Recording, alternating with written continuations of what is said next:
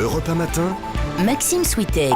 Dans un instant, l'invité de Jean-Pierre Elkabbach, on l'a dit sur Europe 1, Brice Hortefeux, il répondra aux attaques hier de François Fillon. Mais d'abord, le vrai faux de l'info. Bonjour Laurent Guimier. Bonjour Maxime Switek. Et ce matin, vous pointez le détecteur de mensonges sur le champ de bataille de l'UMP. Et je reviens sur la raison qui fait que la guerre s'est rallumée. Le compte de campagne de Nicolas Sarkozy invalidé par le Conseil constitutionnel. Patatras, on s'en souvient, pas de remboursement, l'UMP qui doit faire la manche.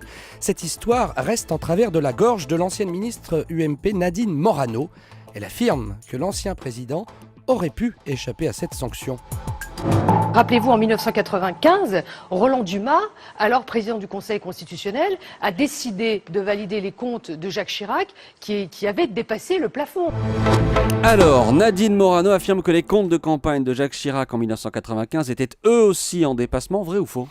C'est vrai. Alors a priori, j'ai aucune possibilité de vous le prouver parce que ce qui s'est passé au Conseil constitutionnel à l'époque est couvert par un secret total absolu jusqu'en 2020.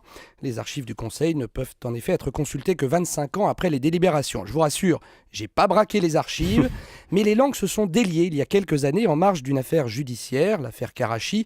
Nos confrères de Mediapart, du Monde et de Libération ont reconstitué l'histoire des comptes de campagne de Jacques Chirac et d'Édouard Balladur à la présidentielle. Octobre 95, Roland Dumas et les 8 sages, 4 nommés par la gauche, 4 nommés par la droite, épluchent les comptes de Chirac et Balladur.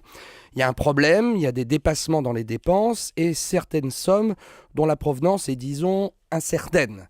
Plusieurs millions de francs de dépassement. Cela semble plus grave pour Balladur que pour Chirac, mais la situation est claire, il y a une base pour rejeter les comptes de Balladur.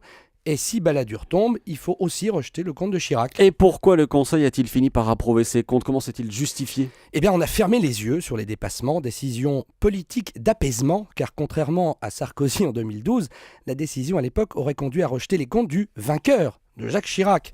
Roland Dumas a posé la question à ses collègues. Peut-on déstabiliser Chirac, qui vient d'être élu par 16 millions de Français ?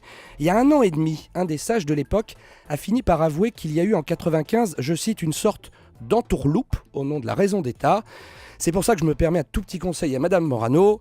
95 n'est pas le meilleur cru côté transparence. Consommez l'argument avec modération. C'était le vrai faux de l'info d'Europe 1 matin. Merci Laurent Guimier.